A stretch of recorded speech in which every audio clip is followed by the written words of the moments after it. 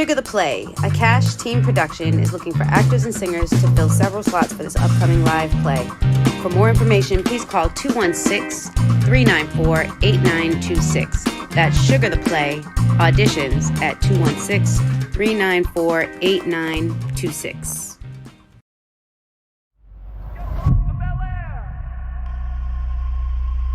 See, for some reason you think this is a game. This is not a game, Will. Look at you. Look at you. The only reason why you're not in jail is because Uncle Phil called in a favor. Take your time. Go deep. Champion. Too easy.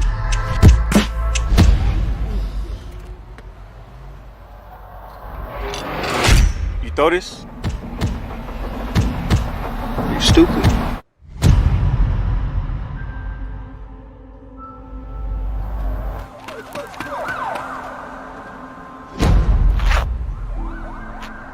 You are carrying a gun on the streets to protect yourself? I've done my best, Will. But it's time for a change. You're going to Bel Air to live with your uncle and your auntie. Bel Air, out of all places. This is a second chance, Will. Don't waste it. Will, I will not bail you out again. In this house, I'm not Uncle Phil. I'm the law. Have I made myself absolutely clear? Yeah. Yeah. There are no butlers to clean up your messes. You've got to be responsible for yourself. So, Will, what brings you to Bel Air? I got caught with a gun. How are we related again? Shut up, Carlton. He's from the streets of Philadelphia. Will needs discipline. Just a little time. Just a little time and a little love. We are what he needs. Why don't you go back to Philly? Born and raised, right? You think I would ever want to be in this life? You're not welcome, Will. This is fake. Wherever you're from, This is fake. You didn't do anything to earn this. I never had nothing. My life ain't a sitcom, I guess. I don't even feel like I belong here. Just give it some time. Everything happens for a reason. Yo, you must be from Philly. Yeah. What's up, man? I'm Will. Jazz. Jazz? Hey, so what part of town you staying in? Bel Air. They got you out there? All right, Philly, let's see what you got. Well, welcome to Bel Air Academy. How's everything going at Bel Air? It's not too bad out here. I just made the team. I'm so proud of you. I'm so glad you're here. I need to take you shopping. Rodeo Drive. Oh my gosh. I was summoned by God to be the greatest. They say my birth is a curse, I still made it. I stood out in the field when it was raining. 10 toes down in it, youngin' came up strong, with a will to live. Daddy never came home, mama in the pen. So it's relative, got him for the devil did. The streets ain't safe if you playing in. It's like deja vu, see it all the time. Yeah, it's like deja vu, see it all the time. Hey, Jazz. Hey, Prince. You even go here? Nah. Hey there, General Red Revere here with Old Colony Pest Control. If you're having pest problems in a commercial or residential setting, we're the people to call. Veteran-owned, based in Massachusetts and Rhode Island, Old Colony has been here servicing your homes proudly, and we plan to keep it up. Our team is fast, efficient, and reliable. We go above and beyond to cater each project's individual need. No task is too much for us, so give us a call. 774-400-5993. Again, the number is 774-400-5993. Hope to hear from you soon. General Red Revere, out.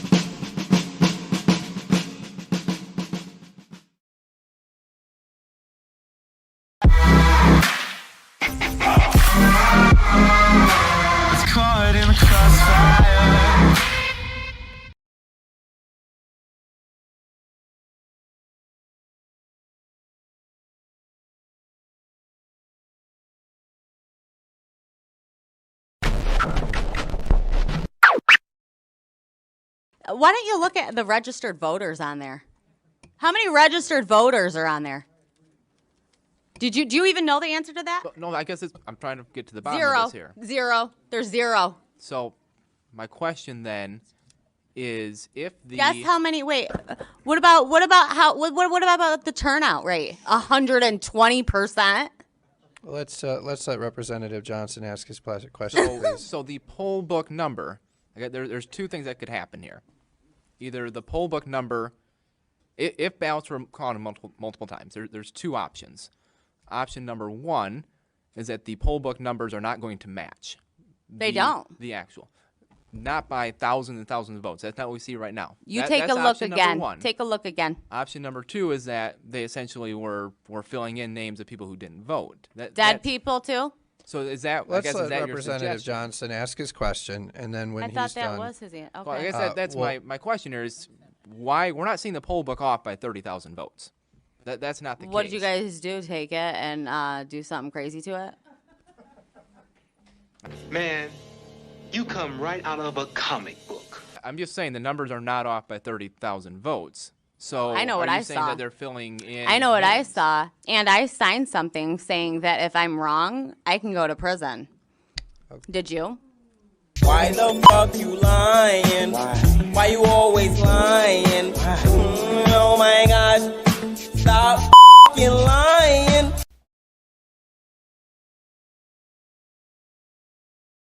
Alrighty, it's your boy Sister One broadcasting live from the City of Champions. You are listening to The Booth. It is November 2nd, 2021. We are flying along here. We've only got a few shows left because I go on break actually this year, I go on break late this year, so I'm only going to miss 2 weeks because Christmas falls towards the end of the week. So the 21st of December will be the last show of the year. But as you guys know, the first of the month, first Tuesday every month, I got my special guest on me. But I got to give a big thanks to last week's special guest, CEO Michael Polvere of Cage Titans. They have Cage Titans 50 coming up this weekend. It's a big-time doubleheader from 12 to 4, amateur fights. And then from 7 to midnight, we've got the pros down at Plymouth Memorial Hall. Hoobazoo and Maddie C Sports for You and Me. We will be there covering this event. Going to be broadcasting live, interviewing fighters and stuff. It's going to be an all-day festivity, so make sure to tune in. Also, we have Brockton candidate Councilor at Large Michael Nunes was on also, so good luck to him as the elections are going on. As I said, my special guests in the house tonight, Ken Diesel, R-Squared, Attorney Ken Diesenhof, retired Army Colonel and JAG officer Robert Resnick down below. And guys, say hello to everyone. Hello, everyone. Hello, everyone.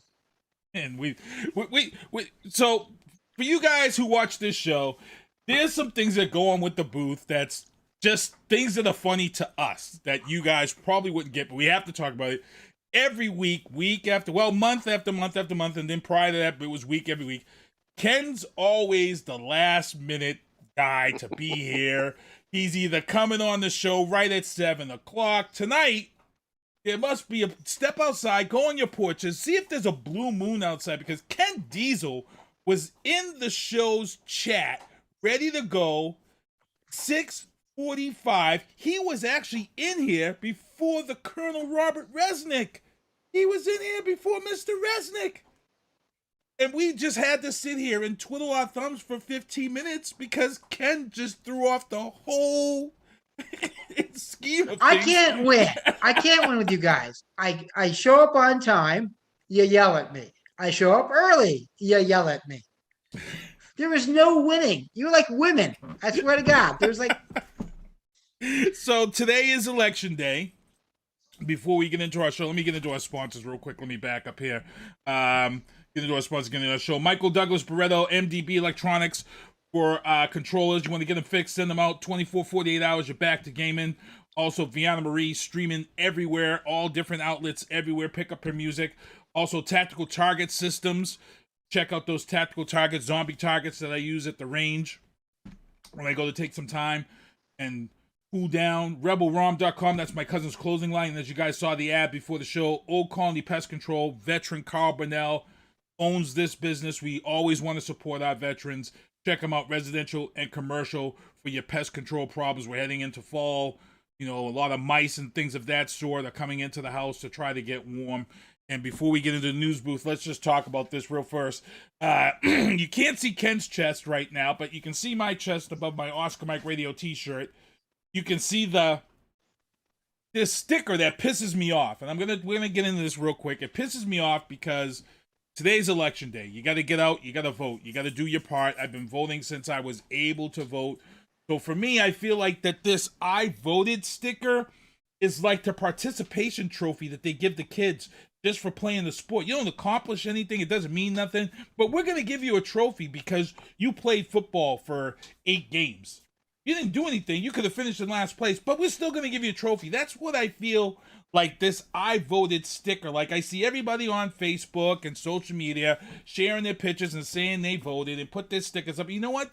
I could care less. It's bullshit as far as I'm concerned. I've been voting since day one. No one's ever really patted me on the back because it's my right. It's my God-given right to vote. People died for this right to vote. So why do we have to give stickers out to make people come and vote? And Ken, we talked about this offhand. Ken says it works. It works. It's one of the things that gets the people to the polls, I would say, I guess. I would let Ken speak on it first. Yeah, absolutely. I'm with you. I first voted in November of 1984. That was my first election. I turned 18 3 weeks before I voted my first election. I voted every single election, federal, state, county, municipal since then.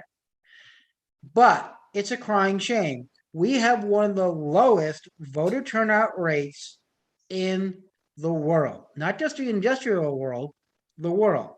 And frankly, as a voter, I am deeply ashamed of that. And if this gets more people to the polls, and I agree with you, I think it's rather stupid that we all have to wear these stickers to say I voted to encourage our fellow citizens to vote. But you know something? If I quote my beloved mother, may her memory be a blessing, I'm sorry the universe isn't being run for your own personal goddamn convenience. Squid, you're very involved down there in Florida. Yeah, I'll tell you, I don't know that I could say anything better or different than what Ken just said. He's exactly right. I have, like the both of you, I have never missed an election since I was of legal age to vote. I registered the day I was eligible, and I haven't missed an election. And that includes having absentee ballots sent to me overseas, which was not always an easy thing to do, but I was never going to miss an election. The one thing that I would add to what Ken said, which is 100% correct, is not only do we have a very low voter turnout, which really is an embarrassment, considering we were the example of democracy for the longest time. It's that a lot of times when we have people who vote, it's not just to go and pull a lever or check a box or whatever system you use. You're supposed to be an informed voter. And I don't mean that you have to be as informed as, the pundits who watch the stuff all day and read everything, but you should know who you're voting for and what the issues are, at least at a basic level. And so not only do we vote in very low numbers, we actually don't do a very good job of being informed when we vote. And that to me almost suggests maybe it's okay that people don't vote because they wouldn't be voting the right way. Not because it's agree or disagree with me, it's because they don't know who they're voting for or why. And that to me is just as bad as not voting. Maybe it's worse because then we get bad results because people didn't pay attention to some of the basic information. So you can't force people to vote because just like it's your right to vote, it's your right not to vote. And sometimes people not voting is their way of sending the same message as voting, meaning they didn't like the candidates or they don't like whatever. The problem is at the end of the day, whatever your reason for not voting, the person who gets the most votes is going to win. And normally, the way things go with such a low voter turnout, you could have somewhere around 15% of the population picking who serves, because if you have a low voter turnout and you just need 50% of that low voter turnout, that could be 50%, 20%, when we should really be up in voter turnout of a much higher level where the people who win elections are representative of a greater percentage of the population. It's an awful statistic when you look at it. Yeah, it's a tough one. Like I said, it's just I put this on as I was being sarcastic by wearing this because I just wanted to put that point out there. And I'm glad we were able to have this discussion then, because I think it's kind of important. Like I said, we push voting on this show. We've been pushing voting all the time on this show because we know the importance of voting. We've seen some swing votes here in Brockton get decided by 1% of the vote. We had a Ward 5 here decided by 2 votes. 2 votes. That was Ollie. He lost by 2 votes. So, that was, and I can tell you right now, I know where he lost. He connected himself with a group of people who were pushing a certain agenda. And I'm like, I get it. You want to be pro-black, but when you're in a close race, you may not want to associate yourself and put a post up linking to those people, because now you've made those white people who supported you feel kind of alienated, and that vote's gonna shift back to that other person. So you got to be kind of careful as to who you vote. And like I said, 2 votes for a ward vote, and it's crazy stuff. So let's get into the news booth. These guys are on here today as they are the first Tuesday of every month. So we've got a lot of heavy legal news, and we've got a lot of heavy Biden bombshells. So I'm going to get into the news booth first, and then I'm going to let Rob talk, because Rob actually just before today put up 2 great posts at the court. I'm going to let him talk about that before we get into the legal booth. So in the news booth, people here in Brockton, Jayline Barbosa, 9 years old. Here's the story. She saved her entire family from carbon monoxide poisoning.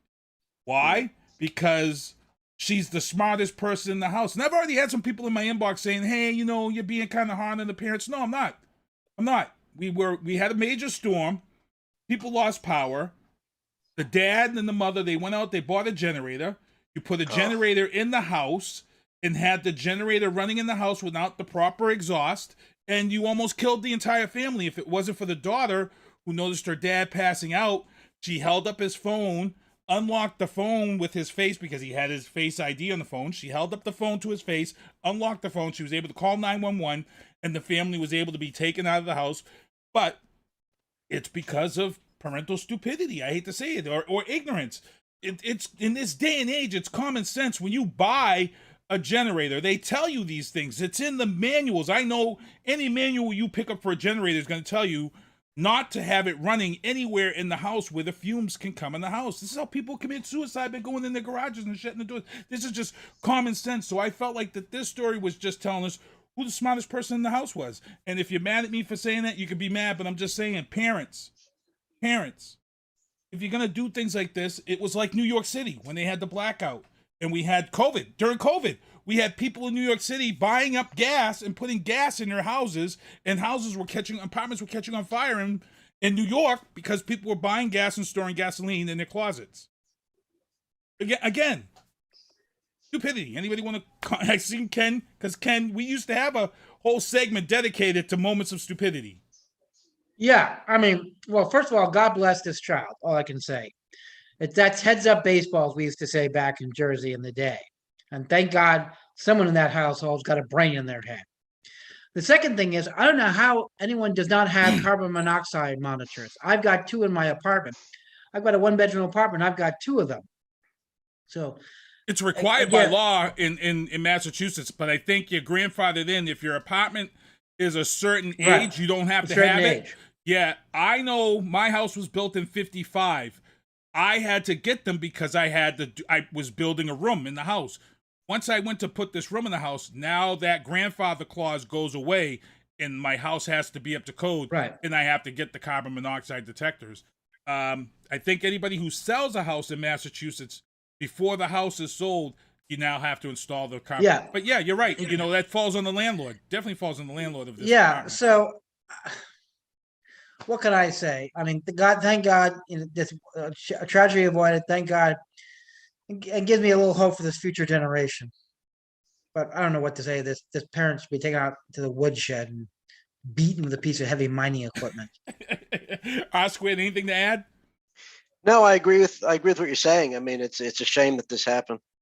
And you know what? And this is sad, because here's the thing too. These are the type of things that people turn around, and if you have a loss of life, and then you end up suing like Home Depot, and you say, well, Home Depot didn't tell me the rules of the product when I bought it. And then you get some lawyer who can spin it to where you can win a case like this, because they can say, well, I was misinformed when I purchased the $300 generator. Ken? No, you can't. No, you can't. Because the issue is, did the individuals use the product as it was intended? And that's the key thing. If it wasn't intended for indoor use, then no, you're not going to win. That's right. It's not the generator's company's fault. Good. I had to ask that. So again, shout out to Jayline Barbosa, 9 years old, for being the smartest person in the house and saving her family. And look, she was smart enough to put the phone up to her dad's face to unlock his phone. Yeah, I mean, I wouldn't know to do that. That's insane. So good luck to her. All right, legal booth. But before we get in legal booth, R Squared down below, he's actually got 2 great articles up at the Corridor. This is the Facebook page that these guys write on the Corridor. 2 of them solid stories. I'm gonna let R Squared talk about those. The links are on the booth Facebook page, and they're also on my page, so if you want to check them out. But R Squared, I'm gonna let you talk about that. You also had a new topic that you put on the Delray discussion page also. Yeah. Well, you know, what the big piece that I posted was really this conversation that people are having. If you're a news junkie or, you know, read the sites and all that, people are talking about how these elections this year and next year are all about preserving our democracy. And the thesis that I wrote about was that we already lost our democracy. We're actually fighting to get it back. And, you know, people may say that that's hyperbolic, but if you take a moment to think about it, and the reasons that I suggest this are, if you look at the way things have been going, not since 2020, but since 2016, and even before that, we have already sunk beneath the threshold of a functioning democracy. And if you look at the race in Virginia, if you look at some of the other ongoing issues right now with the way Congress is not functioning, then, you know, I think the case is there that we actually have to reestablish our democracy, not fight to keep it. It's gone. We've lost it.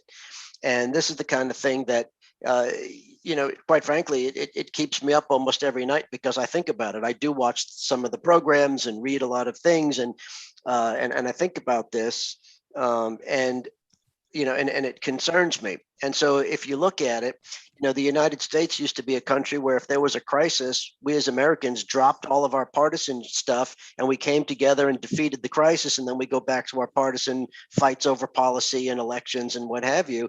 But with COVID, we didn't do that. And in fact, the divisions have only gotten worse. As a society, we didn't come together. As a society, we don't care about other people. It's all about what I want to do. We had false claims of freedom and constitution as an excuse for leaders, you know, to not do the right thing by their people. We had leaders who said, I don't even care about whether my people get sick and die of COVID. I just want to appease my extreme base and weaken the other side by making it look like they don't care about freedom. You know, nothing to do with the pandemic response has anything whatsoever to do with freedom.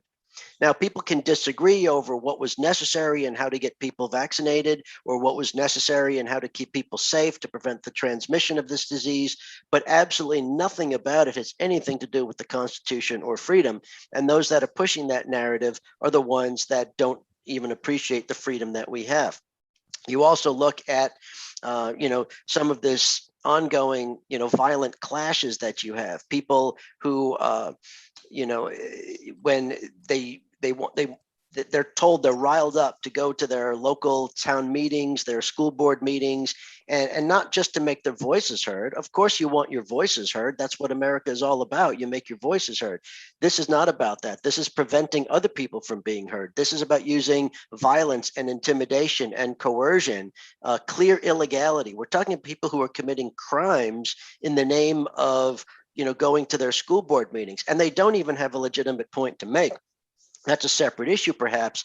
But, you know, this stuff about critical race theory, first of all, critical race theory is not taught in public schools. It is not an elementary school or U.S. history curriculum. It is a law school issue. I am very much opposed to it. Okay, I share much of the criticisms of critical race theory. I may be alone in that in this program, but I do, and that's irrelevant right now. My point is that as someone who feels that way, I could also say it's not an issue, parents. It's not being taught to your children, nor is it being proposed to be taught to your children. Your children should be taught honest history, which is the good and the bad. We can't be hiding the things that make us uncomfortable. But critical race theory is not an elementary school curriculum. It's not even a high school curriculum. It is a law school curriculum. Ken might know that because we went to law school and we probably had some professors that espoused the critical studies theory of stuff. But quite frankly, you just look at all of these different issues now, and the fact that January 6th is still an issue, that you still have the Republican Party that is claiming and clinging to this incredible lie that they know is a lie, that 2020 was one of the most secured elections we've ever had, and yet they're clinging to this idea that it was full of fraud, so that elections are not reliable. They're doing it for a couple of reasons, because obviously they know it isn't true. They're doing it so that the American people lose confidence in our elections process. And if you look at recent polls about that, that is winning the day. It is scary how many people don't believe our elections are fair, that they think that they are in fact rigged, as Trump has been saying and his cronies have been saying. And it's not about, oh, well, that's just silly, they'll get over it, whatever. No, what they're doing is they're setting the conditions whereby when they don't like the results of future elections because they lost, they're going to be able to say there's this pattern of fraud, and they'll be able to overturn those results. They'll be able to use violence, they'll be able to use other challenges to overturn the results of elections. And the ways that they're doing that is, of course, by passing some of these ridiculous laws we've talked about on the show in some of the other states that literally give state election officials the ability to fire and replace local election officials just because they don't want to accept their numbers, and to change the results. They actually have the authority to change the results of an election, not to do a recount, to change the results of an election because they don't think it came out the way they wanted it to. And so, if this is what's becoming normal, then that's not democracy. Democracy is the majority votes win and we move on. Some people might not like it. Some people will get over it, but we move on. And that's not what's happening. And so we've got all of these manifestations now of the fact that our democracy has stopped functioning. We have attacks on our institutions. We have attacks on our election system. We have attacks on our government. The January 6th insurrection, still ongoing. You still have people, covering that up and claiming that they were, it was a friendly, protest. I mean, just all this stuff going on should scare the living crap out of people because it hasn't dissipated. It hasn't gone away. The Republican Party has purged itself of the mainstream conservatives. It is no longer the center right or conservative party of the United States. It is an extremist party because they made themselves that. They purged all the decent people that believed in the traditional Republican ideals that made them the party of Lincoln and then the party of Reagan. Ronald Reagan wouldn't be anywhere near the Republican Party right now, and none of their other favorite champions over the generations would be near this party right now. This is not the party of Donald Trump. This is the party of crazy people like Jim Jordan and Representative Gozar and Senator Hawley and some of these people that really have no business being in our government. They are extremists. Some of them are racist, but they're all extremists. They support terrorism. They don't support democracy.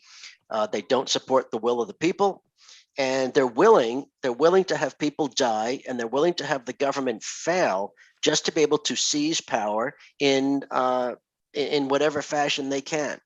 So, I can't keep going because I'm not going to read the whole piece, but it is alarming if you really just look at what began. It began before 2016. Trump was merely the person who brought it to another level. Right. But if you look at 2016, you look at the way that they were dismantling government for 4 years. You look at the way that they were sowing discord between people, between Americans, and between Americans and the election.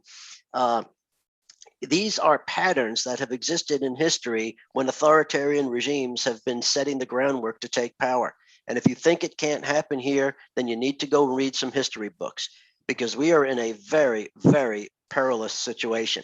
And it doesn't matter whether Trump runs in 2024 or not, because the standard bearers of the Republican Party, the new Republican Party, the extremist party, will be people like Florida Governor Ron DeSantis, will be people like Texas Governor Greg Abbott, will be people like Senator Josh Hawley, and there are a whole bunch of people, some of whom maybe haven't even thrown their name in yet, that are really, not about pushing traditional conservative ideology and policy, which is, hey, if you can convince people to vote for you, then so be it. That's the way the elections work. That's not what they're doing. These are people that don't have an ideology. They don't have policy. They don't have anything except the opportunity to seize power and impose their will on people, even people that might have formerly been, traditional conservative Republicans. Anything to add to that? Yes, if I may, a couple of things. One thing that drives me crazy, and the Colonel, as always, did a very, very effective job explaining this problem. But what is critical race theory? As the Colonel pointed out, it's not part of an elementary school curriculum, nor is it part of a high school curriculum. There's a very good reason for that. Because before you understand critical race theory, you have to understand what went on before it. You need to understand the history. What critical race theory is okay, once we've explained what went on, now we're going to talk about the reasons it went on and the effects on society. So unless you have a grounding in basic history, you can't understand critical race theory. That's point number one. Point number two is what people are talking about when they say, oh, they're teaching critical race theory. No, they're not teaching critical race theory. What they're refusing to teach is what is called American exceptionalism. American exceptionalism is the idea that Americans are a unique society where we do nothing wrong. Oh, yeah, we've made a few mistakes, but we solved them very quickly. That's American exceptionalism, and that's what people object to. They don't talk about the Tulsa riots, and if you don't know what I'm talking about, read a freaking book.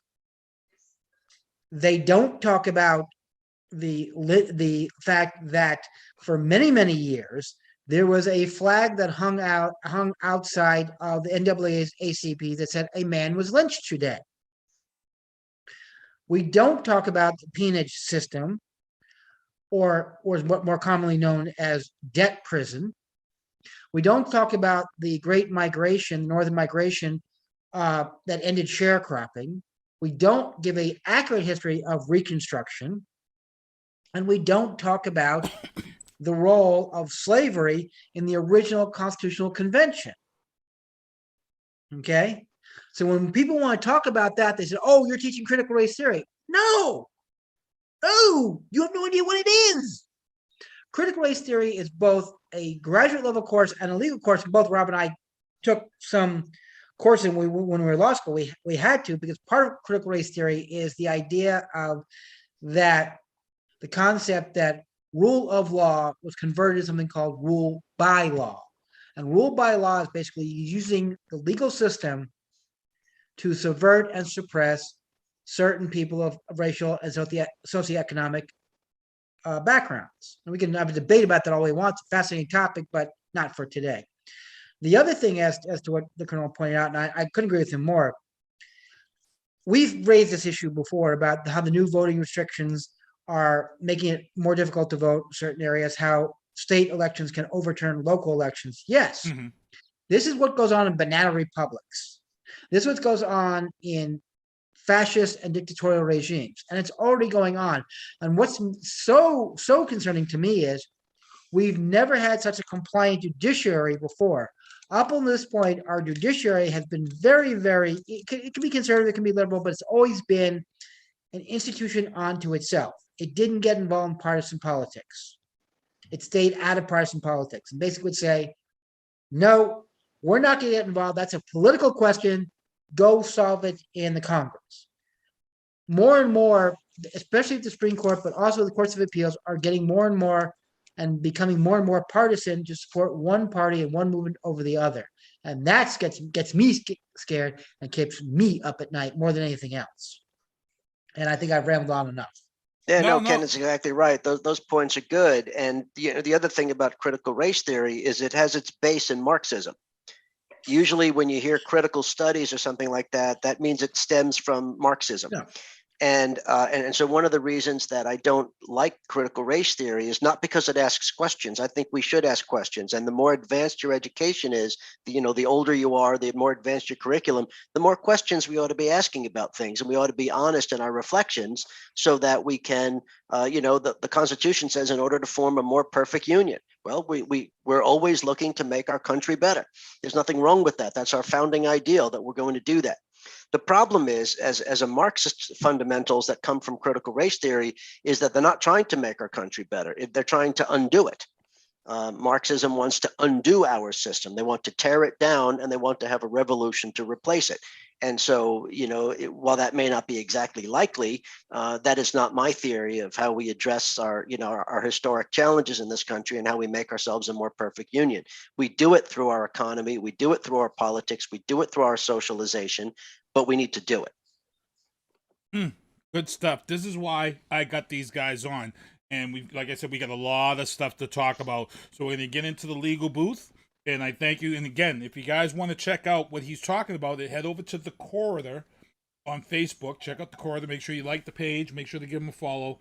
And he's posting there almost weekly, on a weekly basis. So good stuff from Mr. Robert Resnick over there on The Corridor. Getting into legal booth, I got a question here for Ken. Here in Brockton, George Rhodes was convicted for a second time for the murder of Sabrina McLean. This is a crazy, crazy story. He was caught on camera on Frederick Douglass Way. He was walking with Sabrina. They entered a parking garage where he beat her up and left her for dead. Tow truck company came in and accidentally backed over her body. She died from her injuries. Ooh. So he was convicted years ago of this murder. So the question I have for Ken as a defense attorney, if he was representing this guy, one, how come he's charged with her murder if it can't be proven that the truck isn't what killed her and caused her injuries, number one. And number two, he's already convicted, he's already serving time. How is someone convicted a second time for the same murder that they're already in serving time for? So if you can explain those two, because this story confused the hell out of me. Okay, well, I will answer the second question first. So the short answer to that question is no, you can't be convicted a second time after you've been convicted. What happened was his murder conviction was overturned on appeal. Oh, well, so you're familiar with this case because this yes, is I'm very familiar with this case. Okay, all right, cool. And I won't get into the reasons. They're very, very technical about jury selection, about impromptu use of racially based challenges, and some of the things that they did in their closing, which they can't get away with it today. So the reason to get back to your first question is, it's very simple. If you, by your actions, place someone in danger, and as a result they die, you are deemed to be responsible for all the follow-on actions. For example, the example they always give us in law school was, you stab someone. They are put in an ambulance and taken in the ambulance. On the way to the hospital, the ambulance is hit by a car. The ambulance rolls over and kills the person in the ambulance. You are charged with murder, even though you're not the person who hit the ambulance, but you put the person in the ambulance to be placed in danger, and therefore you're responsible for any of the follow-on things that are reasonable and proximate causes of your actions. Now, wow. I'm not so sure that a reasonable and proximal cause of action is a result of someone getting run over by a tow truck in a parking garage. That may be pushing it. But however, the argument that prosecutors made was, look, if she wasn't bleeding out on the street in a parking garage where people aren't expected to be laying down the street, this tow truck would never have been there, would never have run her over. So that's the argument. If this guy had called 911, if he had put her in his car and tried to take her to the hospital, or even he dragged her away from the street and put her on the sidewalk, then they could say, no, it wasn't foreseeable that this person would have been killed. But leaving someone to die in the middle of a garage at night, yeah, it's foreseeable they're going to be hit by a vehicle. And that's the theory of the case. Nice. Okay, cool. I had to ask because I read the story and I'm like, wait a minute, how the hell is he charged for a second time? Yeah. No. It's yeah. No, it's a very interesting case. It's interesting for other reasons, which are hyper-technical. Right. And Something only you just a and cock and Rob eye, could but- you and Rob could talk about it. Right.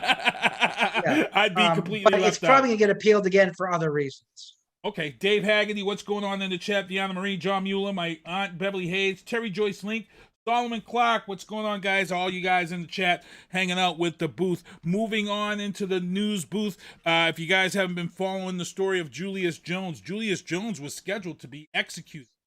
And at the last minute, they were able to extend this time, and now they're fighting to try to look for clemency. R Squared has been really following this story. He's been keeping up on them. He's been posting on it. I'm going to let R Squared touch base on this story if you guys are not familiar with the case of Julius Jones' execution. I believe it was in Texas, correct? Oklahoma. Okay. Go ahead. I'll let you speak on that. Yeah, it's interesting. Last week or so, there was some hope because the 10th Circuit put a stay on the execution to resolve some of the profound legal issues surrounding it, but then the Supreme Court overturned that. And so his execution is back on schedule for, I believe it's next week sometime. Mm-hmm. Now, he did have a hearing this week in Oklahoma where if he were to be successful, then that would obviously stop it. But the problem is the Oklahoma system has ignored all of the significant legal issues that have been raised about his trial. And this is a trial that goes back to the 1990s. Julius Jones was a teenager that had some minor issues, nothing worse than petty thefts, nothing that was serious or violence. He got involved in basketball and was able to get himself a scholarship and was doing things the right way. He still had some of his unfortunate friends from his older life. And the short version of the story is there was a couple that pulled up in front of their home, the parents and two children, and a shooter, for reasons unknown, shot them as they were getting out of their SUV in their driveway. And, eyewitness identification being what it is, Julius Jones fit the generic profile because it was just a young black man. And so it wasn't a very good description. So anybody that they wanted to identify could technically fit the description. He had a trial, and one of the key witnesses, in fact, the key witness, was one of his so-called friends from his earlier life named Jordan, last name of Jordan. Jordan is most likely the person who committed the crime, who murdered those people. And in order to get himself out of trouble, he gave false information to the police, claiming that he had just some minor involvement and he knew that Julius Jones did it. And he testified that Julius Jones committed the crime when he knew that wasn't true. There was no evidence whatsoever to link Jones to the crime except Jordan's testimony. And one of the other issues was this was a capital case. And this was a particular jurisdiction outside of Oklahoma City where you had a district attorney that, let's just say, had some extremist tendencies. He was bringing a whole slew of cases capital because he was trying to play politics with things. He was doing it targeted against minorities and low-income people. And Oklahoma did not have enough death penalty qualified public defenders. And so Julius Jones, public defender, was not death penalty qualified. Now, if he had done a good job, that wouldn't be an issue. He didn't do a good job. He did a horrendous job. And one of the issues is that Julius Jones had an alibi. He was supposedly home with his family, his sister and his parents, playing board games and eating dinner. And his family would have all testified to that, but his attorney did not call them as witnesses in his trial to present that testimony. And so there's a theory. You could watch it. By the way, if anybody watched Viola Davis, a well-known actress, she's one of the few people that has won an Oscar, a Tony, an Emmy, and a Grammy. And she produced a show on ABC a couple of years ago. It was a summer replacement show. It's not a drama. It was an actual documentary where they took a look at 4 controversial cases. And they don't tell you what the right answer is. They just spend about 3 or 4 episodes per case interviewing law enforcement, the prosecution, the defense, the witnesses, the defendant, everybody that they can get their hands on, who just tells their version of things. What did they see? What did they remember? What happened at trial? And then you draw your own conclusions, whether you think the conviction was proper or not, and whether you think if the conviction was proper, whether the sentence was fair or not. And this was the second case they did. It's called The Last Defense, the show, and this is the second case they did. So it should have been like week 4 of the program. And it was just kind of interesting. And so the defense attorney didn't call the alibi witnesses because he thought that there was some problem with that. And obviously, in hindsight, it's a capital case. You got to put on something. They put on no defense other than I didn't do it, which is not going to work. And they obviously didn't do a very good job discrediting Jordan, where there may actually be evidence that links him to the case. And obviously, he had a huge motive to lie and all of that. Other problems with the case were that when they were doing the jury voir dire, the jury selection process, you had the jury who was sitting in the back room waiting to begin the trial.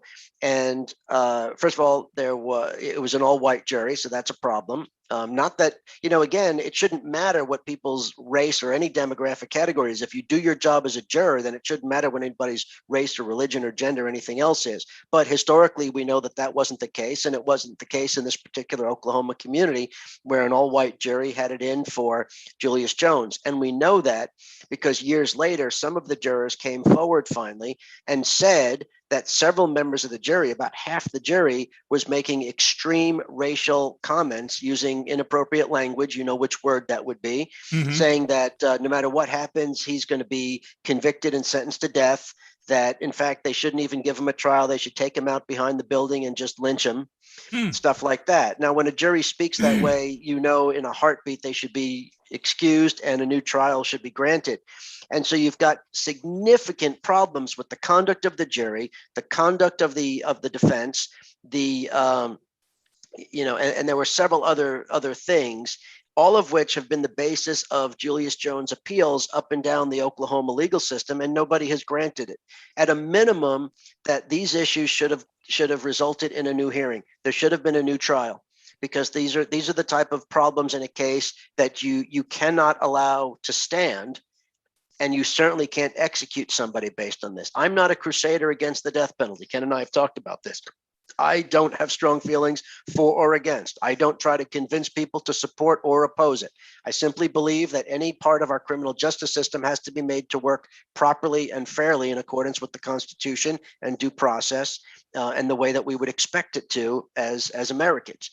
And so this is a case that is the epitome of everything that could go wrong in a serious trial, including certainly a death penalty case. And it is an absolute travesty that you're talking 30 years later, almost 30 years later, that not a single court, having seen these serious legal flaws in the case, has chosen to give him relief of any kind. There hasn't been a single hearing. He's had clemency opportunities, but those go on deaf ears. Those don't, Ken could tell you, those don't really work very well. There's not a high success rate because that's, somebody's been convicted and sentenced. You're not normally going to overturn that. But these appeals should have been granted. And when they got to the federal system, they were also ignored. And recently, when I saw that the 10th Circuit, which is the U.S. Court of Appeals for the 10th Circuit, which is not a liberal circuit, that's a conservative circuit. You don't get a lot of relief. The 10th Circuit stayed the execution because they said, oh, wow, there are some issues here. We can't let this go forward. And then the U.S. Supreme Court said, nah, it's okay. We're not going to stay the execution. He has to handle this in Oklahoma. And so the U.S. Supreme Court did a terrible thing. And so this case is for people who are interested in the death penalty, regardless of what side you happen to fall on in that debate, this is the case that it needs to be at the forefront of the discussion right now. Because if this is the type of case that's allowed to stand, then we're out of business. There's no validity to our system, especially our death penalty system. Now, this is limited to the state of Oklahoma. It's an Oklahoma case, but obviously there are some other states that have similar issues, right? Texas has some issues. Not every state, practices what they preach as far as due process and fairness and what have you. And this particular case has so many issues that the fact that this, he's not a young man anymore, but he was in his early 20s at the time of his trial. There's no way that this person should be executed with so many legitimate questions. It's a travesty of justice, no matter how you define it. Ken, anything you want to quickly add to that? Yes, very briefly. Rob once again did an excellent job. But this, while it's the poster child for problems with death penalty cases, it's hardly unique. Mm-hmm. There are a number of cases that are just like this. In fact, there's a case in Texas that went up to the Supreme Court a number of times, where one of the famous lines from the case was, one of the writing from the majority of the Texas Supreme Court said that mere evidence of actual innocence is no reason to overturn a murder conviction and stop an execution. So other than that, I'll leave it at that. We can talk about death penalty another day. So people, you want to make sure that you want, if you're interested in this, just all you have to do is Google Julius Jones. And if you want to make sure you're following this case, and as I said, R-Square's been writing about this stuff all over the place, and I'm pretty sure he'll give some type of update on his site. Check out the Corridor, keep an eye on that, and we'll see what goes on with that story and try to update everybody from time to time. Jury selection has begun in the Kyle Rittenhouse trial. This has been a movie within itself from day one. This has been crazy. I had actually hit these guys up in the group chat because the judge had made some comments, and I was like, why are people all upset at these comments that the judge is making? And I'll let these guys answer.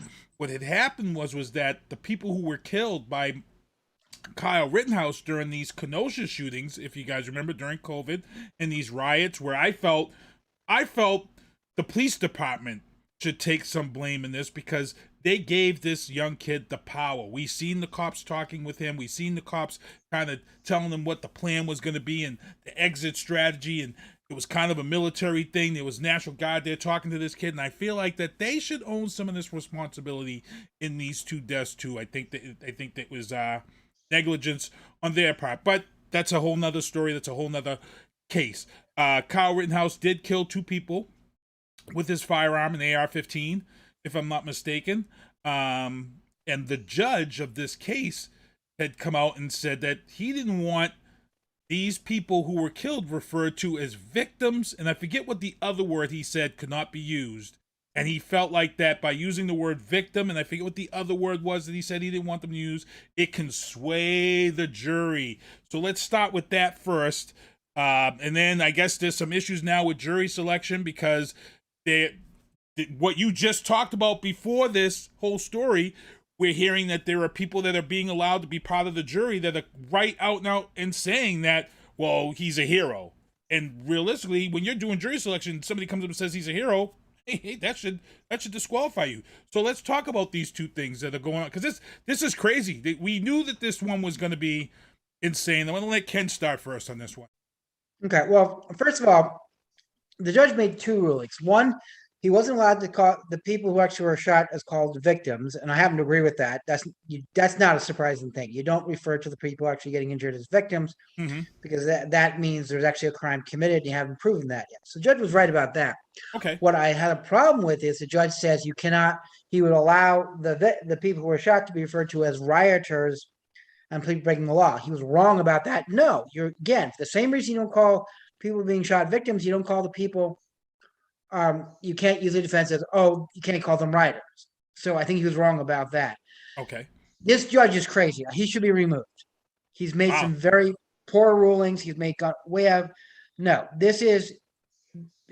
setting up what we call jury nullification. And that should get you eliminated right then and there. And it's clearly this judge is in my opinion, trying to throw the case to the defense, which is he should recuse himself, or they should make a motion to recuse, because clearly he's not doing his job properly. R-Squared actually made in our group chat, he felt that they was kind of painting the picture that he might be racist. That R-Squared, is that your opinion, that they're trying to paint that picture? Well, what I was saying is, Ken is exactly right in what he said so far. On the one hand, the judge says you're not allowed to use the word victim. I've never been prohibited from using the word victim, but I understand the issue surrounding that. And if that was the only ruling, it wouldn't be that big of a deal. But what the judge said is the defense can call the people who were killed or shot. Two were killed, one was wounded. That's they right. can call the three of them rioters, arsonists, and looters. They can use all three of those terms. Those are just as charged, if not more so, than the term victims. And so it's that inconsistency from the judge that calls into question whether he's impartial and whether he's capable of making proper rulings in accordance with the law and his job sitting on the bench. The other issue that came up most recently, because they completed jury selection yesterday. That was very fast, by the way. Yes, it was. But now the reason they said it was fast is because all the parties agree that while this case may be in the news and being used for the racially charged issues about what happened in Kenosha and Jacob Blake shooting and that type of thing, that the actual legal issues in this case are very straightforward. Rittenhouse shot 3 people, killing 2 of them, and his claiming self-defense. It's all about whether the jury believes his claim of self-defense. It is a fairly straightforward issue. And because that's the issue that involves shooting and claims of self-defense, there were some irregularities in the voir dire process. There was one juror, a woman who said in response to a question that she believes in strict gun control laws and she doesn't know that she could be impartial because she doesn't believe that Kyle Rittenhouse should have had an AR-15. And so the judge excused her because she answered a question saying, I don't know that I can be impartial. I'm against people having AR-15s and he used an AR-15 and I don't know that I can, be an impartial juror. So the judge disqualified her. That's probably okay. I don't know if she could have been rehabilitated or what have you, but in the scheme of things, that's probably okay. Another juror, a man, said that he started going on a rant about how much he believes and supports the Second Amendment and everybody has the right to own weapons and to defend themselves and what have you. And the judge didn't excuse him because he actually had the decency to say, I don't think I could be impartial. Now, look, a lot of people who want to get out of jury duty say outrageous things, claim they can't be impartial, so they get kicked off the jury. So the judge has to use a little bit of reasoning to figure out if somebody's just trying to get out of jury duty or if somebody really has bias that makes them unqualified to sit as a juror. If there's any doubt, you have to kick them off, of course.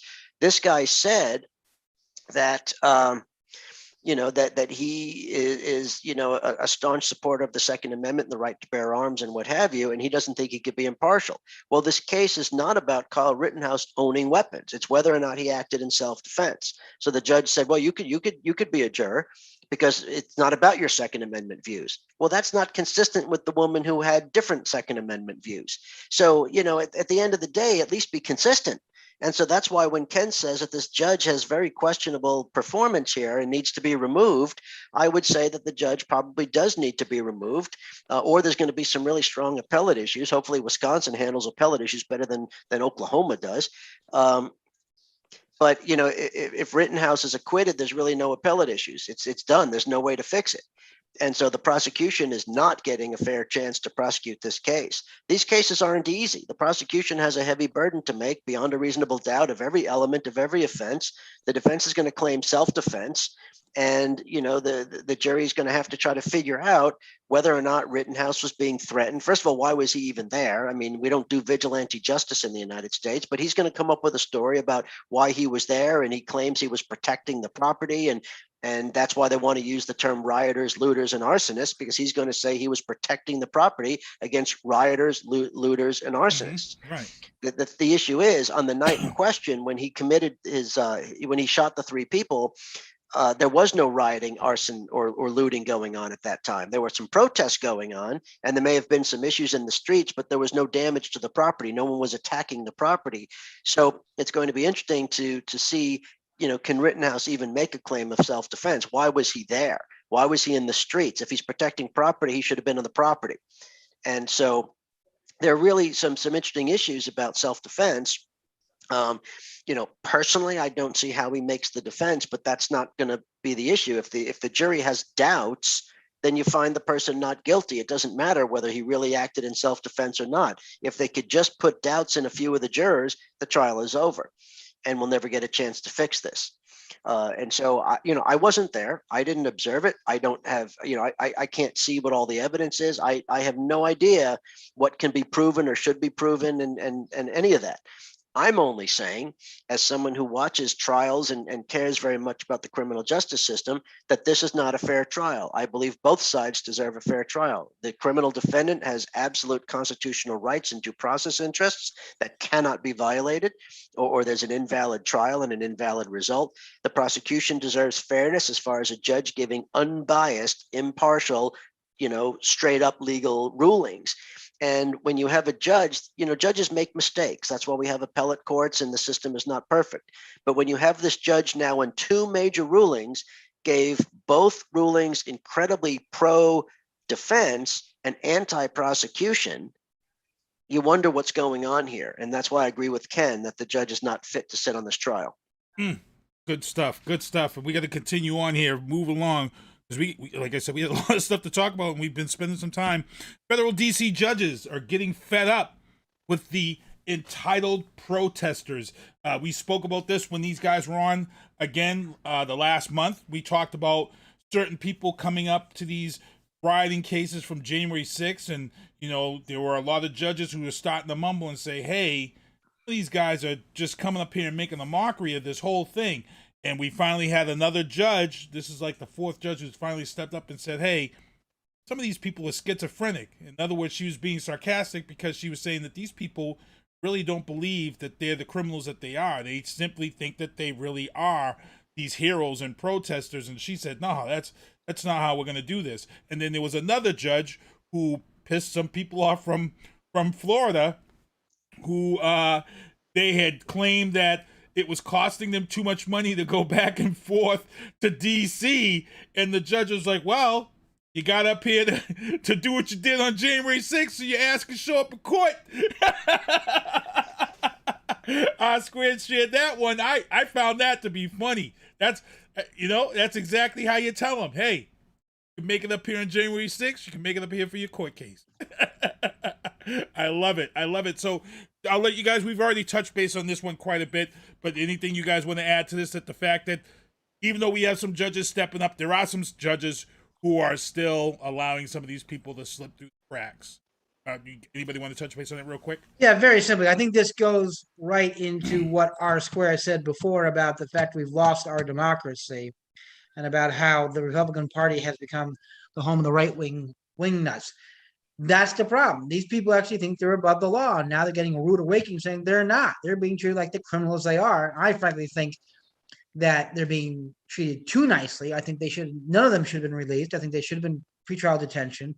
They clearly were an imminent threat, but issue for another day. The problem is, what Ken says is correct. The problem is there are over 2,500 cases so far and more coming. And some of the ones still to come are the more serious ones. And so from the U.S. Attorney's standpoint or the Department of Justice standpoint, they've had to bring in an army of U.S. attorneys and FBI agents and everybody to process all these cases because they're overwhelmed by the number, because every case has to be prepared for trial. And so they're basically having a fire sale. They're trying to identify all the minor actors and give them these easy deals to get those cases out of the way so they can focus their attention on the people that committed the real violence, the people that beat the police officers, that tried to kill, Mike Pence and Nancy Pelosi and what have you. And so the cases that we've seen so far are not the major players. These are what we call the low-hanging fruit, the easy cases to dispose of. The problem is that because these cases have visibility, you're getting people being offered deals or results of their guilty pleas that may not even be going to jail at all, or maybe going to jail for a very small amount of time and a very small fine. The punishments don't appear to be very severe at all. And, Ken knows the reason that we punish people after conviction is to deter them from committing other crimes, to deter other people from committing crimes, to punish them for what they did do, to protect society. There are all these different reasons. And so the results of these trials don't appear to have any deterrent factor. They don't appear to be protecting society. And if anything, it only encourages these folks. And what some of the judges have been talking about, this is what I think you're saying, Keith, is you have people that are going into court and they're pleading guilty, saying that they're guilty to have these, sweet little deals. And they tell the judge, oh, I'm so sorry. I got caught up in the moment. I realized what I did was wrong. Please, please, please have mercy. The problem is they're going home or they're posting on their social media, oh, I'm so proud of what I did. I would do it all over again. I fooled the court, whatever it is. And so the judge is saying, we're not going to give these deals if these people really don't believe what they're saying. They can't come into court and lie and say that, oh, they're so sorry. They're only sorry because they're standing in the courtroom. They're not really sorry. They don't believe they did anything wrong. The problem is if we were to then have, fully contested trials for all these folks, this will take 30 years.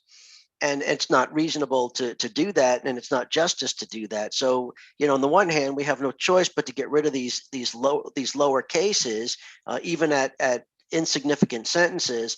But on the other hand, I think it's causing some harm. I think you guys are both right in what you've been saying, and I agree with what these judges have been saying in their criticism, that we've got to do a little bit better job in the balance, because these folks are dangerous people, and the fact that they get nothing but a slap on the wrist means they're going to do it again.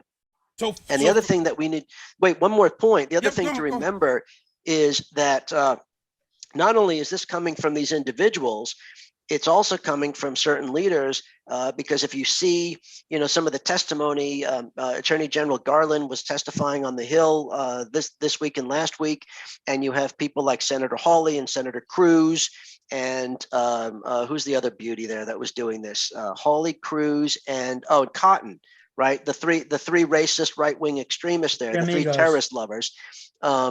They were all. First of all, they were spreading what they knew to be lies. They're asking Merrick Garland, about lies about things. But these are folks that are trying to protect the people who attacked the Capitol. It's one thing to just, they're not even just lessening it. They're actually trying to cover it up and protect the people who did this.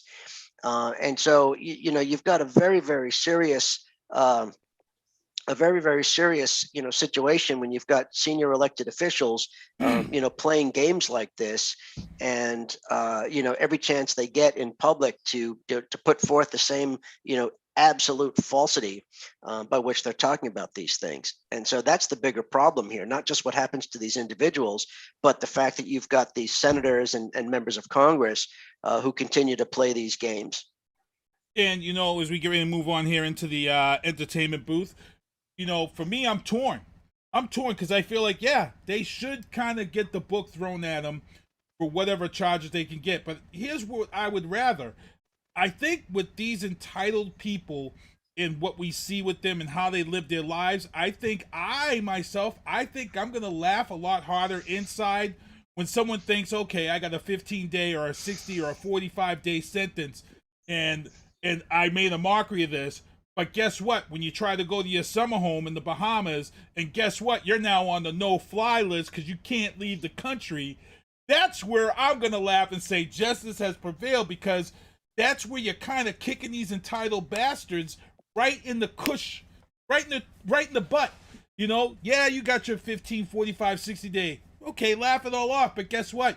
You can't go away to Mexico. You can't go away to Punta Cana, or you can't go away to Aruba, or you can't go away to Hawaii. Or guess what? Your credit's now stuck because you're now flagged for this.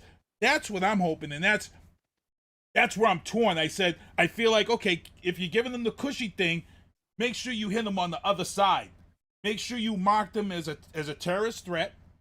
Make sure that these people can't fly no more.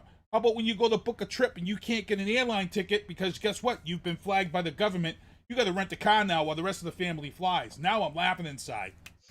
That's what I'm hoping for. I pray, maybe they're getting off cushy, but I hope the government really takes care of it on the other end. In the entertainment booth, guys, let's head into the entertainment booth. Disney just released the trailer for Boba Fett's new series that's coming out on Disney Plus, The Book of Boba Fett. I'm actually going to save that trailer to play at the end of the show with the Dawg trailer, because I got something coming up for Remy. So I want you guys to stay tuned for that, and you'll be able to check out the trailer for Book of Boba Fett at the end of the show. Again, heading into the sports booth. Again, I got to mention, last week we lost Bob Newmeyer. Newmy passed away, a staple here in Boston sports, 70 plus years old. We lost him. And then this week, just throughout the first pitch at the ALDS game with the Yankees, the one-game playoff game, Dawg, Remy, was loved around here, 68 years old. He's been battling cancer for almost 9 years. He lost his battle with cancer. He had just threw out that first pitch, and of all people to throw the first pitch to, he threw it to Dennis Eckersley, who is one of the most beloved pitchers in Red Sox history. So our prayers, our heart go out with Jerry Remy's family during this time, and F cancer. That's what I got to say. Patriots took home the win, 27-24 in LA. A lot of people last week were saying, well, they won last week, but it was the Jets and blah, blah, blah. Look, they went down to LA and kicked their butts in the stadium, and the stadium was packed with Pats fans to the point where Los Angeles, Justin Herbert couldn't even hear the plays to be called because the crowd was so loud for the Patriots there at SoFi Stadium. But again, the Patriots are now 2 games out of first place, and they've got an easy stretch coming up, especially now that Derrick Henry's gone for the season. This next 4 games are definitely, they can come out of this with maybe 3 wins, and then they'll have a back-to-back matchup against Buffalo. They play Buffalo, then they have a game against someone else, and then they come back home to play Buffalo. That's going to be a crucial 3-game series. Also, the Rams just hurt everybody's feelings in the NFL. The Rams just made a trade. They picked up outside linebacker Von Miller from the Denver Broncos to put on the outside, to put right there with Aaron Donaldson. This is just craziness. And then the Giants, again, more injuries. What's going on? Again, you guys just can't keep the injury bug out of the locker room, R squared. It's been the last few years of this. There's just a ridiculous slew of injuries. It's been the last few years. I don't know how you. I don't know what you. It's cursed. They're cursed. And it's just going on and on. But again, you guys had a good game last night, though. They should have won that game. Yeah, they should have won that game. It was some of the good game. You guys played the Chiefs last night, and the Chiefs aren't doing too good. They're not looking too good. So, man, tough stuff. Getting into Biden bombshells. Let's get into Biden bombshells here. Declining polls here, and I tell people don't pay attention to the polls, but everybody's bringing it up. The polls are declining for popularity for Biden. So Biden heads over to the G20, and he speaks with that. But there was a couple of no-shows that he was unhappy with these no-shows. I'm gonna let R squared. R squared was able to follow the G20. I'm gonna let you speak on that. Yeah, I mean, they knew all along that Putin and Xi were not going to come in person, that they were going to, participate virtually, so nothing was at a surprise there. We'll see how, Biden's numbers do after the fact. I think he did a good job overall. He obviously mended fences with France. He improved relations, his relations with the UK and Germany. He spoke well at the climate summit. So you'd have to say that by all measure, his trip was a success. He's on his way home now. And, by all measures, it was success. It may not have been, a grand slam or anything like that, but it was a success, and that means something. The problem is that the mess for him is what's happening back here. The gross incompetence by the congressional Democrats. I mean, Biden did everything he could to bring them together and keep them talking. And the fact is that they can't get out of their own way. Now, we could criticize, people like Senator Manchin or Senator Sinema that don't even want to take yes for an answer when it comes to the spending bill. But the problem is not the continued negotiations of that, because that can and may ultimately get resolved. The problem was that they should not have linked the two. They should have passed the infrastructure bill. There's no reason whatsoever not to have passed it, because they look like a bunch of bumbleheads by not doing it. It's going to cost Terry McAuliffe. I've been keeping an eye on the returns out of Virginia while we're having the show, and I think they're going to call it pretty soon for Youngkin. Because if you look, Youngkin is overperforming in the Democratic counties, and McAuliffe is not performing well outside of those counties. So it seems pretty clear that any moment now they're going to call it for Youngkin. And you could say that McAuliffe wasn't the right candidate, that he had already been governor, that he certainly had an incredible gaffe when it came to some of the parental involvement in schools that was taken out of context, but he didn't address that issue very well.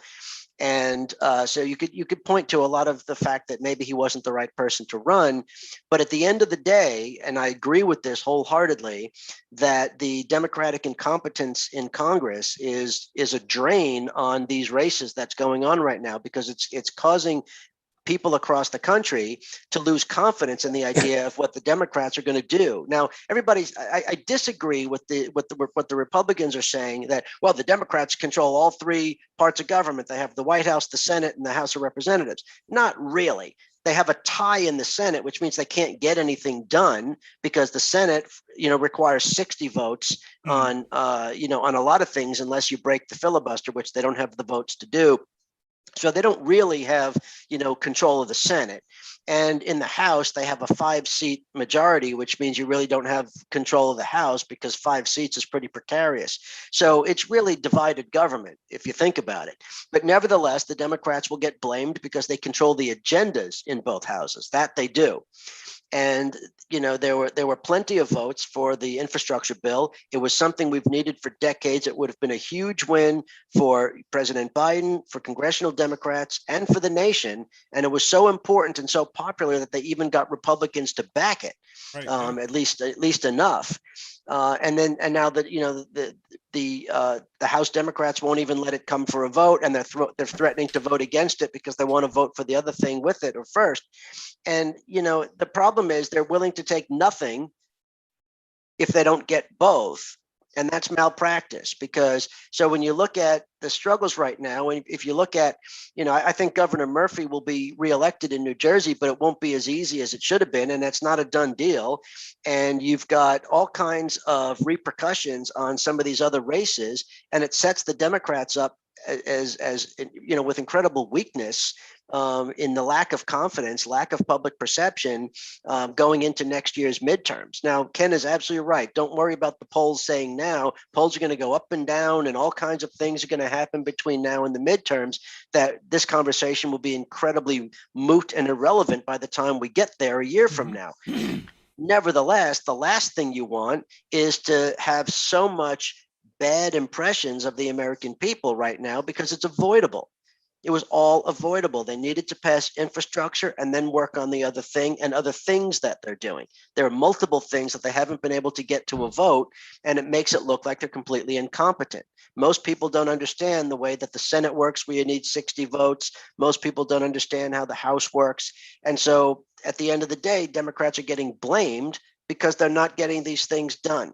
And it's a shame. That this was my other piece on the corridor that you alluded to. So I'm going a little bit beyond your question to address it. No, not really. No, not really. And I'm not going to call out anybody by name, because there are all kinds of people standing up for what they believe. And I don't criticize people for standing up to what they believe, but everybody, every Democrat supports the infrastructure bill. It's not like there's opposition to it. They're holding it hostage because they want to link it to another bill. And I understand that sometimes you got to do some horse trading in Congress, but at the end of the day, what's that expression? They're cutting off their nose to spite their face. They're going to not just lose both bills, they're going to lose. They're going to suffer. This is my prediction, and I said it on my piece on the corridor. They're going to suffer a bigger shellacking than President Obama lost in his first midterm in 2010. This is going to be a loss of epic proportions that's going to take multiple election cycles for them to come back from it, and it was mostly avoidable. Ken, anything to add to that? Because that is, Yeah, he pretty much I covered agree two with- of the topics coming up. Yeah, I agree with 99% of things that Rob said. I do not think the shellacking is going to be bad as Obama. I think right now the country is so evenly divided. I think there's going to be a shift in both the Senate and the House, but I don't think it's going to be the big shellacking it is. I think people are pissed off the Democrats because they promised that we would get things done. And I'm sorry, the Republicans have done everything humanly possible, short of throwing a bomb in the Senate and House chambers, to prevent this bill from going forward. And they deserve as much blame as Democrats. And I think people are going to see that. I do think the Republicans are going to make major gains, and hey, but I don't think it's going to be the shellacking people are afraid, because I think people are seeing through it. Because remember, we did with 4 years with Donald Trump, and he's supposed to roll out his health care plan, and he never did. So I think people once bitten, twice shy. And we'll see on that. We'll see. We're going to keep an eye on that. White House Press Secretary Jim Psaki tests positive for COVID. A lot of people are making a big deal out of this because she was vaccinated. And again, if you guys paid attention, just because you get the vaccination, it doesn't protect you from getting COVID. It just protects you from getting super sick and ill, by having this vaccination. So everybody who's out there saying, well, they told us There's no guarantee that you still can't catch COVID. She had not been around the president because the president had already left for G20. So we'll see and what's going to happen with her. And there were a lot of people saying that she was out of this job and she was leaving after 4 months, and she's not. She's been doing a great job. And I love it. I think she's handling everybody correctly. At this time during Trump's thing, we had already went through 3 press secretaries. We had went through already 3. So I don't know, real quick, you guys, how do you think Jen's been doing at her job as White House press secretary? Squid, you've been watching a lot of this stuff during the day, so I'll ask you that first. I think that what I like most, I do think she's doing a competent job. I mean, it's a difficult thing because you're not there speaking for yourself. You're there representing the administration's views. And most of the time, somebody who is appointed to that job obviously has political agreement where they can effectively communicate that. But there may be some things that they're, regardless of who's president and who's press secretary, there are going to be some challenging moments. I think she's doing a pretty good job of serving as press secretary and of answering a lot of very difficult questions that are being thrown at her. What I think is most notable is, if you remember, Trump doesn't like being asked questions. He loves playing with the reporters at those little gatherings where he can walk around and play with them, but they didn't have any press conferences, remember? They did away with the daily press briefing because he didn't want anybody, he didn't want the media having access to anybody and even asking questions. Obviously, he can control what the answers were because you tell your press conference, but he still didn't even want that. So the best thing about Jennifer Psaki and this administration is at least they've gone back to the pretty much daily press briefing. The press, they're all gathered there in the White House briefing room. They can ask any questions they want, and she doesn't shy away from them. And so every answer may not be perfect, but I'm not the one who evaluates her answers. That's the president. And I'm just glad that they're back to some kind of normalcy with that. And so that's why I think she's a success. Yeah, she doesn't put up with any crap. I know Fox tried to test her right out the gate, and she let that was a silly question the other day. Oh, man, yeah. They've been trying to test her for a while. Ken, real quick, your job. I agree with what Rob said. I have nothing to add. Rob hit it right on the head. Nice. Now these next 2 topics that we actually just already blew through them. We were talking about Election Day. All eyes on that Virginia governor race. McCauley and Youngkin. R Squared, as you see, looks up from time to time. He's been keeping an eye on this race. He just pretty much said that he feels that they're going to be calling it for Youngkin anytime now. So that was one of our topics. Also, Ken and R Squared just broke down this topic of Manchin wanting time to look over Biden's Build Back Better bill. Jesus Christ, it's like a tongue twister. Biden's Build Back Better bill. So we talked about that, so we can kind of move on. But I got something down here for Ken as he headed over the G20. Actually, it's for R Squared. Florida's Governor DeSantis, man, rips Biden over the proposed $450K over the illegal immigrants this weekend as he headed out to the G20. And your thoughts on this, and then I'll let Ken talk on this because Ken, he's got his experience out there in immigration training. So I'll let you speak first, being from Florida. I'll just say this: it's completely dishonest, and DeSantis is, as dishonest as they get because he's just playing politics. He's willing to let Floridians die of COVID just to play politics, to try to beef up his role with the extremist base, the racist base, to try to run for president. He better keep his eyes on Florida because I think right now he's going to have a tough re-election here next year. But the issue is, this, by the way, this is why I'm so agitated about congressional Democrats, because they're making it harder for us in places like Florida, where we actually have a chance to defeat DeSantis and Rubio because they're both vulnerable. They're both doing a terrible job in office, and we've got very strong challengers going up against them. And it's like, having to fight with one hand tied behind your back because of all the incompetence that, they're going to say, well, why would you elect Democrats? They can't get anything done. But anyway, I don't want to go backwards to that. I'm just saying it's making our job harder in Florida. And this is empowering people like DeSantis to keep playing those games because they're growing stronger from this. Now, when it comes to the immigration issue, what DeSantis said is completely disingenuous.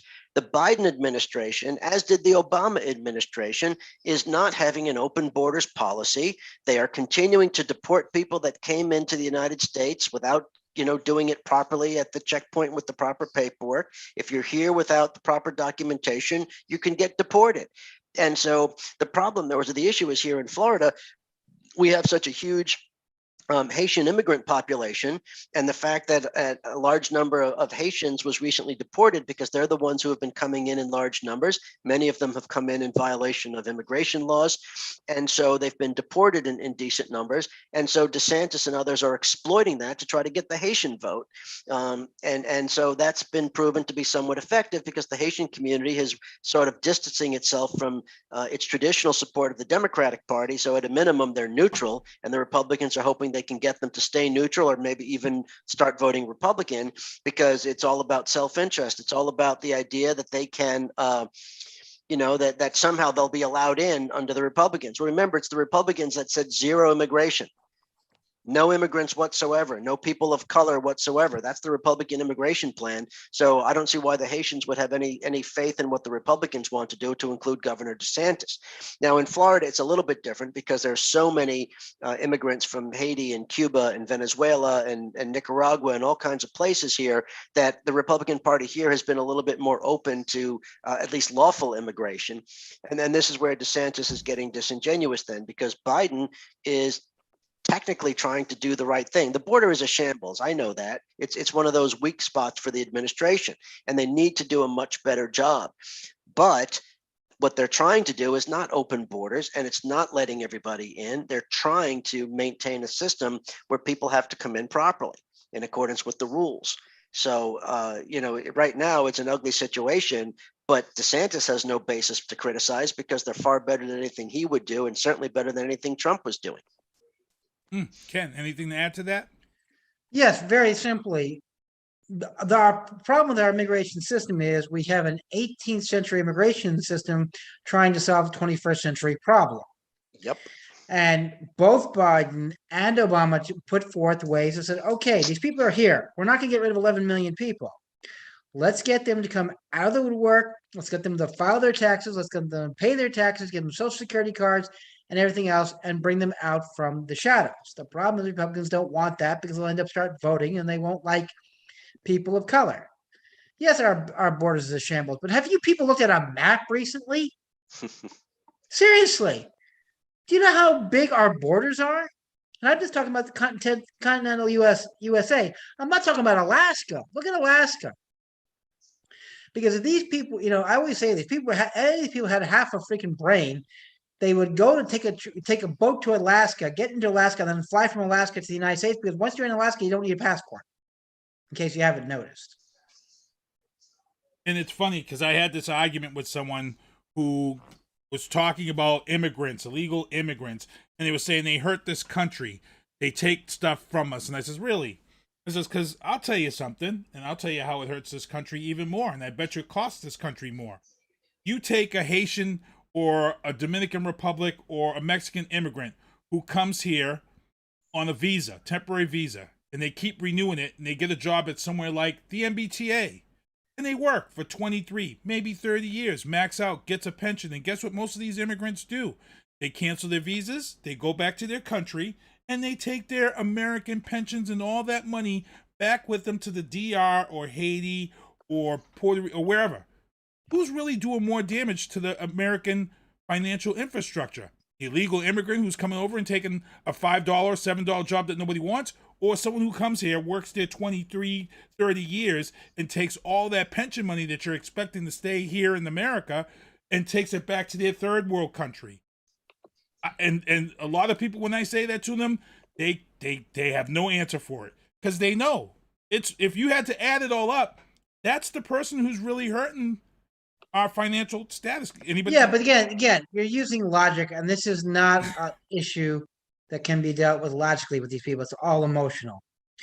Look, you know how many times I've heard the argument, oh, these illegal immigrants are stealing our jobs. Well, first of all, they can't be illegal if they're an immigrant, because immigrant means you have legal status.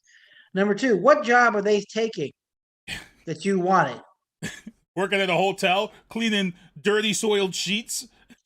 or doing the agricultural jobs, or cleaning toilets, or landscaping, or what? There's some brain storage job that some non-U.S. citizen took that you were going to qualify for? No, you don't have the education for high-end jobs, so shut the freak up. It's crazy. Good stuff, guys. Let's get ready to get out of here. It's almost 8:30. Matty C Sports for You and Me is coming up. He's got Peter Barrett, Slippy Peter Barrett's on his show tonight, who's fighting this weekend. I'll be DJing November 20th, Operation Hope, PTSD. The beanies are sold out, so I got to thank everybody who purchased and got themselves a beanie, as you guys can see here. Also, check out the shows Oscar Mike Radio, Matty C Sports for You and Me, Happy Hour with Lito, Talk Back with Gloria Shea, and She Talks Football podcast, which has been added to that, so I've got to get that up there. And again, this weekend, Cage Titans 50, Hoobazoo, Matty C, and me will be down there at Plymouth Memorial Hall covering this event on Saturday. It's a doubleheader. Make sure to check it out if you missed last week's show. CEO Michael Polvere was on the show. Also, again, November 20th, Operation Hope, to raise funds for PTSD and veterans. I'll be DJing this event. $22 is the entry fee. It goes to a good cause. And that's it, guys. We're going to get ready to get out of here. I'm going to let these guys say goodbyes. And then what I'm going to do is I'm going to show you guys that trailer that I promised for the new Boba Fett TV show. If you watched Disney Plus and watched the Star Wars Mandalorian, you saw a teaser for this, but this is the actual official trailer. And then after that, I got my little tribute to Rem Dog throwing out that first pitch at the Yankees game. I think this is the best thing to show to pay our respects. I'm going to let Ken Diesel go first. You want to say your goodbyes? All right, I want to say goodbye and thank you to all of our listeners and viewers, all 12 of them. Everybody out there, be safe, be well, be informed. Squid? Yeah, it has never been more important in our country's history to pay attention to what's going on, to make yourself informed, to use credible information, and to not allow this nonsense to continue. It is critical right now. It is not a joke. And if we want to come back from this, it's going to take everybody of all political persuasions, everybody but the extremists, to come together. So I ask, I beg that everybody comes together for the next couple of years and defeat this common enemy. And it's, again, guys, thank you for coming on. Our next show with these guys would be December 7th. Are you guys all good with that? We locked down for December 7th, first Tuesday of the month. That will be the next time these guys will be on before we close out 2021. So what I want to do here is, before SpongeBob takes us home, I'm going to show you guys the trailer for the Book of Boba Fett, and then Rem Dog's going to take us out, and then SpongeBob will take us home. We'll be back here next week on the booth, 7 p.m. Here you go with the Book of Boba Fett, Disney Plus.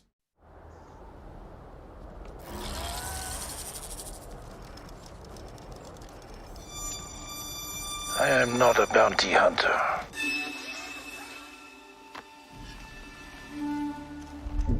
I've heard otherwise.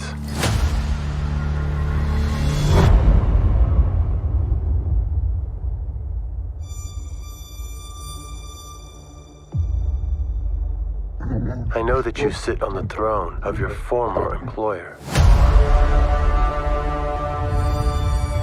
Jabba ruled with fear.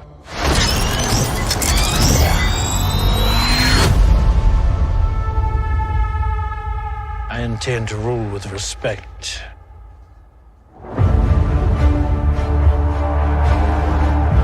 You were all once captains under Jabba the Hutt. I'm here to make a proposal that's mutually beneficial. Why speak of conflict when cooperation can make us all rich? What prevents us all from killing you and taking what we want?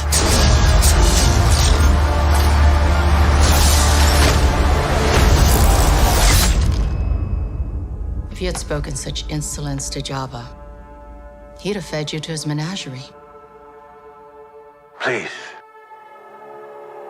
speak freely.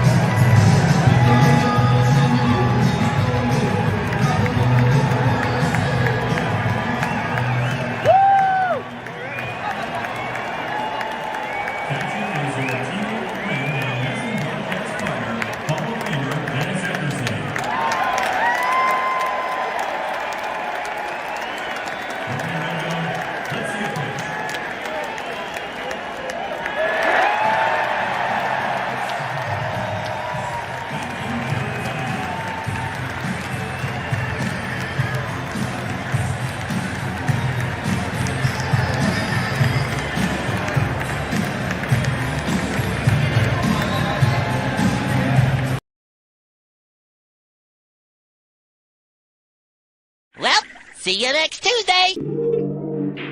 Thank you for listening to The Booth on Hoobazoo and HatcherRadio.com. Please follow the Facebook page and subscribe to the podcast at Apple Podcast, iHeartRadio, and Spotify.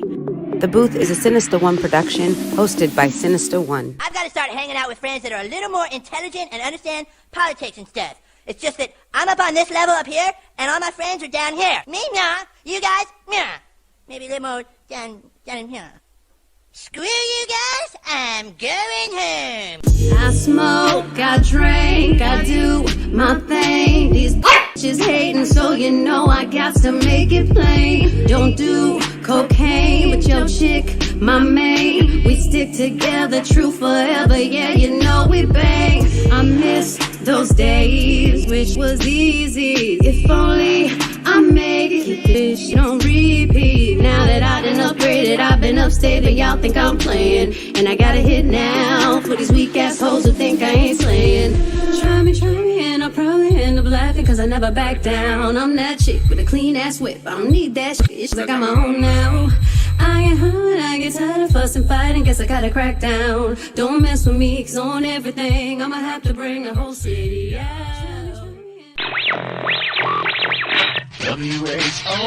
WHOOBAZOO, that's Hoobazoo.com.